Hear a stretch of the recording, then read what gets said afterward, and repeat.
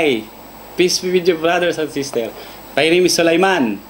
Ang pag-uusapan natin ngayon, sure na sure ako dito, tsaka dito, na mayroon ka nito.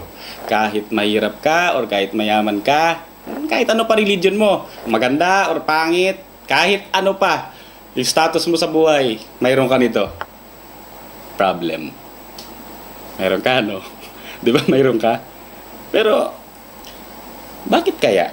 Bakit kaya ako, ikaw, mga kapatid natin, ba't kaya lahat tayo nagkakaproblema? Palagay mo. Ito, magandang point si Bigas naman sa NRC. Tingnan mo. Sahin ko things are known through their opposites. O nga, di ba? So, bakit kayo may problema? Alam mo yung problema, sometimes, di ba, it make us pause or nakapag-isip tayo. And from there, galing doon sa problema, kasi minsan iniisip natin yung problema hindi beneficial, lalo pagka yung faith, nawiwindang pa.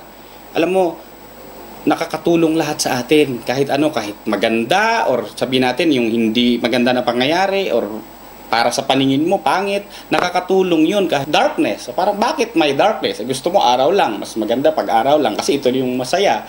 Pag gabi, hindi ka kunyari masaya, or ayaw mo ng gabi. Paano natin marirecognize yung araw?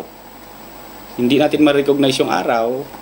Ito nga, di ba? Things, ulitin ko, are known through their opposites. Araw, gabi. So, paano natin marirecognize yung gutom, or paano natin marirealize yung sakit ng tiyan ng iba? Di ba pag sa Ramadan nga, di ba nagfa-fasting, so nagugutom ka, so mas na-appreciate mo yung pagkain, so mas, di ba, mas naiintindihan mo yung mga kapatid natin or yung mga kaibigan natin na yung they are hungry, so you will feel that as well. Di ba? So dito dapat ang reflection or aral na nakukuha natin yung we become better kapag mayroon tayong problema. So, ang problema, binigay ng Diyos, hindi para hindi para palungkutin ka. Yung nga lang, nalulungkot ka, you became sad, kasi nga hindi mo alam ang meaning. So, alam mo ba yung diamond? Nagagawa lang yan through yung pressing ng coal, yung o-ling. So, parang hindi tayo magiging diamond, or parang hindi tayo kaaya-aya or nararapat for heaven or sa langit kapag hindi tayo nagiging diamond, in terms of dun sa tamang dapat patunguhan natin na susundin natin yung mga patakaran ng Diyos. So kaya binibigyan po tayo noon. So malinaw? Kaya minsan pag may problema, let's pause, tapos pag-isipan mo bakit nagkakaroon.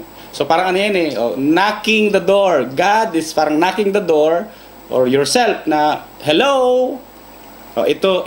So kada masosolve mo ang problema after you reflect, di ba, you move from one level to another level, so you become better person from the reflection. Di ba kanina nabanggit kayo tungkol sa sickness o sa health? So yun yung sinasabi ni Bigas naman sa NRC, katulad ng sinasabi niya, from uling o from coal we will become diamond. So it's okay to have problem, but make sure na you solve it with God. Para ang reflection or yung knowledge makuha at masambot natin. Okay?